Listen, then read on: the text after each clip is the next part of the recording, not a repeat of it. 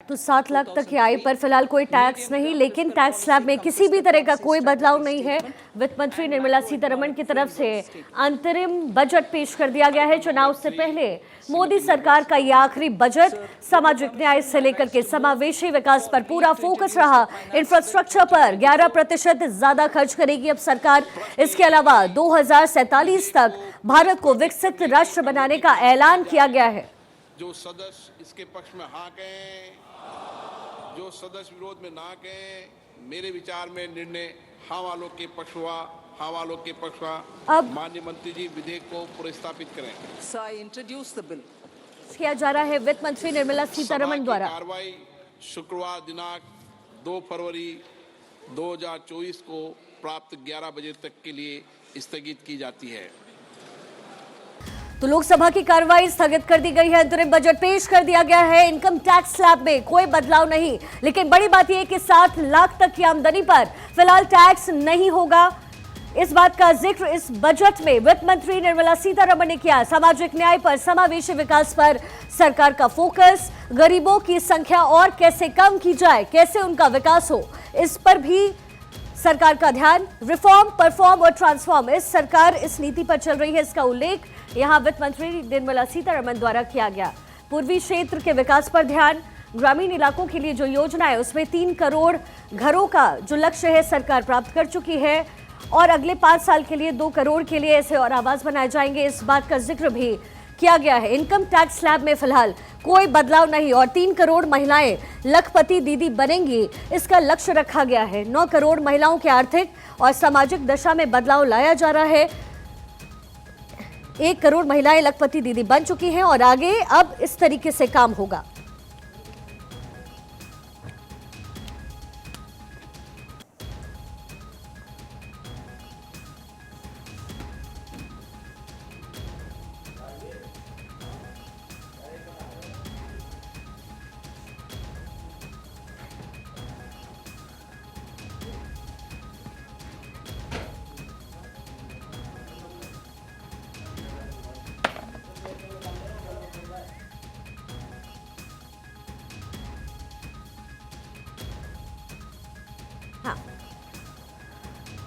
तो ये तमाम जो ऐलान है वो वित्त मंत्री निर्मला सीतारमण द्वारा किए गए हैं। 1 करोड़ सोलर पैनल लगाए जाएंगे, 9 करोड़ महिलाओं को SHG से जोड़ा जाएगा और जो विकास हुआ है महिलाओं का, इसका जिक्र करते हुए भी इंटरिम बजट में पेश करती हुई निर्मला सीतारमण देखी गई। ग्रामीण इलाकों में 2 करोड़ घर बनाएंगे, ये कुछ प्रस्ताव है जो सरकार की तरफ से दिए गए हैं। और चूंकि ये इंटरिम बजट है यानी अंतरिम बजट चुनाव से पहले, ऐसे में जो पूर्ण बजट सरकार बनने के बाद पेश होगा, इसका जिक्र भी निर्मला सीतारमण द्वारा किया गया।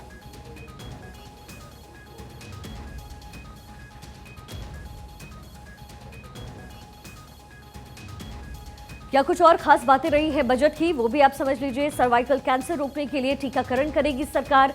नैनो यूरिया के बाद अब नैनो DAP लागू करेगी सरकार और इसके विस्तारीकरण में सरकार की तरफ से पैसे खर्च किए जाएंगे। 3 प्रमुख आधुनिक रेल कॉरिडोर सरकार द्वारा बनाए जाएंगे।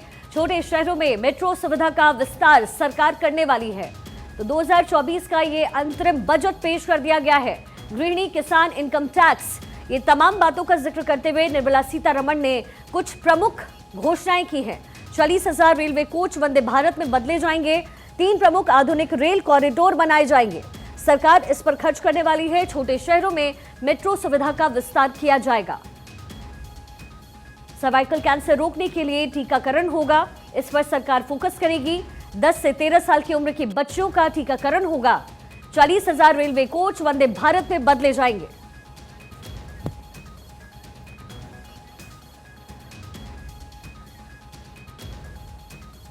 गेस्ट का पैनल हमारे साथ है। अमित गुप्ता जी सीए हमारे साथ इस वक्त मौजूद हैं और साथ ही हमारी पॉलिटिकल एडिटर अदिति नागर इस वक्त मौजूद। अमित जी, पूरे बजट को आप कैसे देख रहे हैं, क्योंकि लोगों को उम्मीद थी कि शायद इनकम टैक्स के स्लैब में कुछ कटौती होगी, हालांकि पिछली बारी ये कटौती जो है बेहतर तरीके से हो गई थी। तो अब फिलहाल जो बजट पेश किया गया, क्या कुछ प्लस और माइनस आप देख रहे हैं? देखिए, जो बजट हमारे निर्मला सीतारमण जी वित्त मंत्री जी ने पेश किया है उसके अंदर कोई बदलाव नहीं किया गया। टैक्स रेट को जैसा का तैसा रखा गया है। अगर हम इसे देखें तो ये भी एक बहुत बोल्ड डिसीजन है क्योंकि चुनाव आने वाले हैं तो ऐसा हमेशा ही माना जाता है और हम भी सुबह से ये प्रयास में बैठे थे, आस लगाए बैठे थे कि चुनाव आएगा तो पिटारा खुलेगा, सबको कुछ ना कुछ फ्रीबीज गुडीज़ मिलेंगे, बजट में कुछ ऐसे ऐलान होंगे जिससे कि जनता को कुछ फ़ायदा पहुंचेगा। लेकिन इस प्रकार का कोई भी प्रावधान बजट में नहीं दिया गया और उसको जस का तस रख दिया गया। तो सरकार की तरफ से देखें तो दो चीज़ें नज़र आती हैं। एक तो सरकार बहुत कॉन्फिडेंट Third है। aspect which is very important is the focus on the rural sector and also the four aspects of women, the farmer and the poor being taken care of. The continuation of the housing both for women as well as for the rural sectors are all very welcome. So this takes care of the equitable growth approach of the government. And we have to wait and see regarding the direct tax and indirect tax proposals. As the finance minister has said, that will be taken up only in the final budget. So therefore, this budget does not cover that. So as far as we are concerned, it's a very positive step forward with regard to having the headroom available for growth, considering the fiscal deficit and also the focus on equitable growth. From an industry perspective, obviously we will wait for the main budget to come to look at that details. Thank you. Political editor Aditi नागर भी इस वक्त हमारे साथ जुड़ी हुई। अदिति, क्या प्रमुख बातें आप देख रही हैं? क्योंकि कहा भी जा रहा था कि क्योंकि इंटरिम बजट है तो बहुत कोई बड़ी घोषणा नहीं करेंगे, लेकिन महिलाओं पर फोकस होगा, इंफ्रास्ट्रक्चर पर फोकस हमेशा मोदी सरकार का रहा है, किसानों पर रहेगा। कैसे आप कैलकुलेट कर रही हैं इसको? कई बार आप अपना रिपोर्ट कार्ड देते हैं, इंटरिम बजट वैसे भी आप एक तो फिस्कल डेफिसिट बताते हैं, आप वो बताते हैं कि भाई 5.9 का टारगेट था, हमने उसके अचीव किया।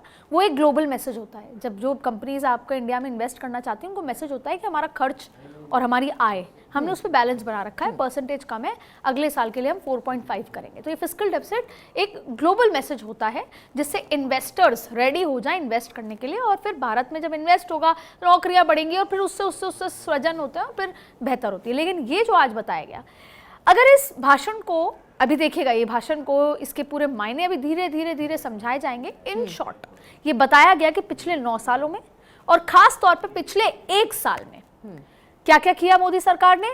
महिलाओं को ग्रामीण इलाके में 70% मकान बना के दिए। मकान तो करोड़ों बना के दिए, लेकिन उसकी 70% मालकिन कौन थी? महिलाएं थी। महिलाओं के नाम पे लोन मिला, महिलाओं के नाम पे पक्के मकान मिले, ये बताया गया। मिडिल क्लास को क्या क्या मिला और क्या मिलेगा, जो एकदम अंत्योदय।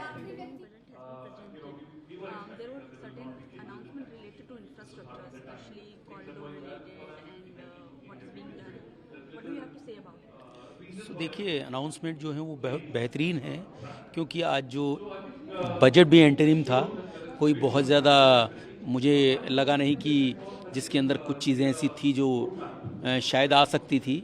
मैं उम्मीद कर रहा था, लेकिन शायद कहीं बिकॉज ऑफ इंटरिम बजट तो वो नहीं सुनाई दी हैं। लेकिन ऑफ कोर्स जो सबसे बड़ी बात थी कि इंफ्रास्ट्रक्चर के ऊपर काफ़ी ज़्यादा फोकस था। जो कैपिटल एक्सपेंडिचर की बात हुई, कि जैसे मैंने आपको बजट से भी पहले कहा था कि उसके अंदर एक काफ़ी बड़ा अमाउंट इंक्रीज़ होना चाहिए, तो वो कहीं ना कहीं कंसीडर किया गया है कि जो लास्ट ईयर 10 लाख करोड़ का कैपिटल एक्सपेंडिचर था उसे बढ़ाकर 11 लाख करोड़ से भी ज़्यादा किया गया है। वो एक बहुत बड़ा वेलकम पॉइंट है।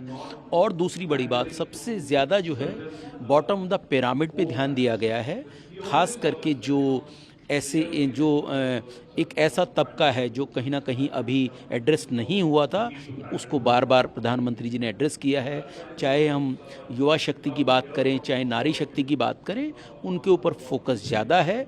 और ऑफ कोर्स एक संतुलित बजट है, जितना भी बेस्ट कर सकते थे। सो क्वाइट होपफुल कि आने वाले वक्त में और अनाउंसमेंट आपको दिखाई देगी। राइट। तो देखिए, सबसे बड़ी बात, जो लोग रेंटेड हाउसेज में रहते हैं या चॉल्स या ऐसी अनऑथराइज कॉलोनीज़ में रहते हैं, तो वित्त मंत्री जी ने कहा है उनके लिए एक स्कीम हम जल्दी लेकर आने वाले हैं।